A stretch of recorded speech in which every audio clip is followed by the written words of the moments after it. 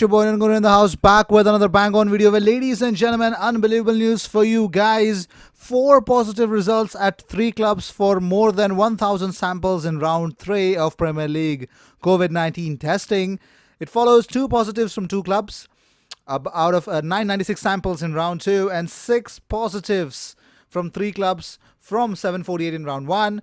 Total 12 positives from more than 2,744 tests. Arsenal loanee Jordi Osei 2-2, ladies and gentlemen, shines again. He's on the score sheet for the third time in 5 games. He's on incredible form for VFL Bochum at the moment. Well, let's see. So here are certain training ground rules that Premier League has actually, strictly has told all the Premier League clubs to follow. No spitting. Spitting has been banned. And one-way systems to come indoors. Each session filmed for the Premier League resource and a research purpose. Disinfectant and hand gel everywhere. So the Premier League training grounds are arguably the safest place to be. And these are the rules. These are some of the rules that they are following. Well, let's notice more what exactly news that we've got for you. So moving on. Well, an increased tests to 60 will allow academy players back to clubs to join in bigger training sessions. Because on the eve of key meeting, Premier League clubs are expected to clash over broadcast rebates, with bigger names keen to limit losses. But here's the biggest part and biggest news why you guys are always here. Arsenal remain in contact with the entourage of Lille centre half Gabriel Magalhaes and have been interested in signing the player for several weeks now. The possibility of the move advancing concretely for Arsenal remains possible in the coming weeks. Well, let's see. Arsenal are hoping to at least seal a short-term extension with David Luiz that would see him remain at the club until the end of the delayed 2019-2020 campaign. Else the player would become a free agent on June 30th and join Benfica. That's what David Luiz wants. But some sources have actually said to ESPN that the club wants to stress no final decision has been taken regarding David Luiz. Arsenal head coach Mikel Arteta is understood to be keen on retaining David Luiz. Also, Arsenal are keen to make Pablo Mari's loan deal from Flamengo permanent. Luiz, who earns around 120k a week, could therefore be allowed to depart to make space. Arsenal aiming to reduce wage bill, and Willian remains a target for Arsenal as well.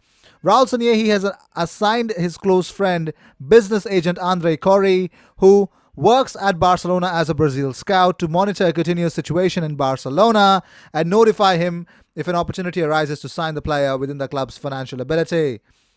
Well, let's see. Ex-Southampton manager George Burley has revealed they'd once knocked back a $3 million Manchester United bid for Gareth Bale, as they'd just received $12 million from Arsenal for Theo Walcott. Burley says he was like a winger playing at full-back. Manchester United were interested in him.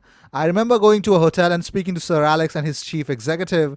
We'd already sold Theo Walcott for £12 million to Arsenal, and they offered 3 or 4 million. So we said, no way. I think they were a little bit worried about his defensive side of the game, which we were working at, but he could handle that. Well, moving on.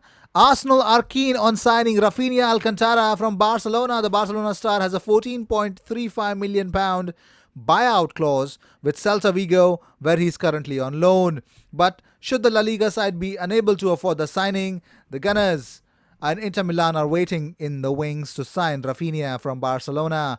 Arsenal are always attentive to the Brazilian market and have a good relationship with Barcelona and their staff so that they could make a swoop for Rafinha Alcantara if Mikel Arteta wants the player. Premier League clubs will on Thursday ask for clarity on the eligibility of players returning from loans and whether they can be added to squad lists if deemed necessary. Clubs will argue for some relaxing of the rules given the condensed nature of the fixtures. Another consideration is players who could indicate they do not wish to play because of concerns over COVID-19, and if so, clubs want to know if replacements are permitted. Likewise, if a player tests positive for the virus. Well, that is I think that is exactly some neat things to ask for, but let's see. Moving on. Coutinho has been offered to many clubs, but has been nothing decided yet, according to Fabrizio Romano. So I think yes, let's see. Obviously, I know that Barcelona have been doing this from last January, to put Coutinho off their wage bills. But I don't think so anybody would splash the cash. Definitely not in January. So let's see.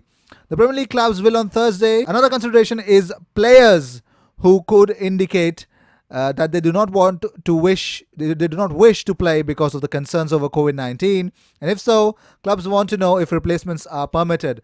Likewise, if a player tests positive for the virus. Wow, that is something huge. Arsenal legend Paul Merson believes that the coronavirus pandemic will increase the emphasis on coaching ability.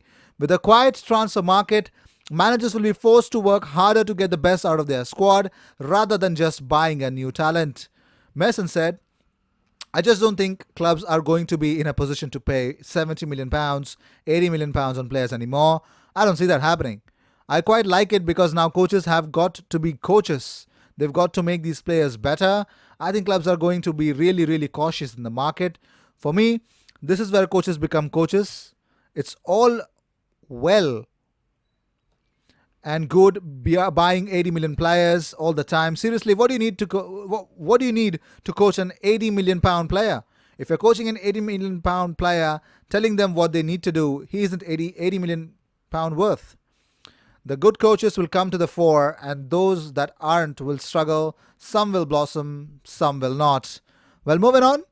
Another name for Arsenal's transfer radar is Diego Carlos. I actually covered him in one of my videos recently. He is the Sevilla defender. 27-year-old is one of the several centre-backs linked with Arsenal ahead of the summer as well.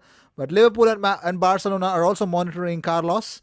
But the problem is, a release clause of £67 million sits in the player's contract. So if you want him, Sevilla would want £67 million, and you could take the player back to your club. I mean, you can buy him straight away. Nobody cares. Nobody gives a damn about it. But moving on. Former Arsenal midfielder Jack Wilshere has opened up on the devastation of seeing Robin van Persie leave for Manchester United in 2012.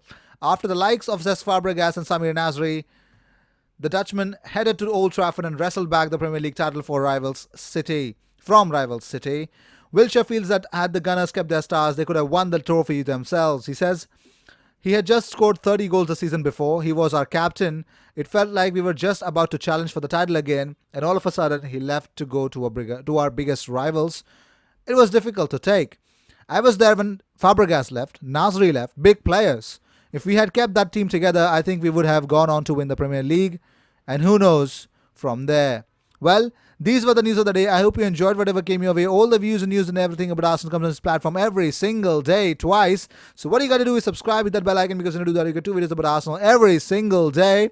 So don't forget to watch this content, and don't forget to share the link of this with your friends who are Arsenal fans and do not know about this platform, because we're on a mission of reaching 5,000 subscribers as soon as possible, and I hope you guys will help me reach there. I will see you in my next video. Until then, cheers, and don't forget to subscribe.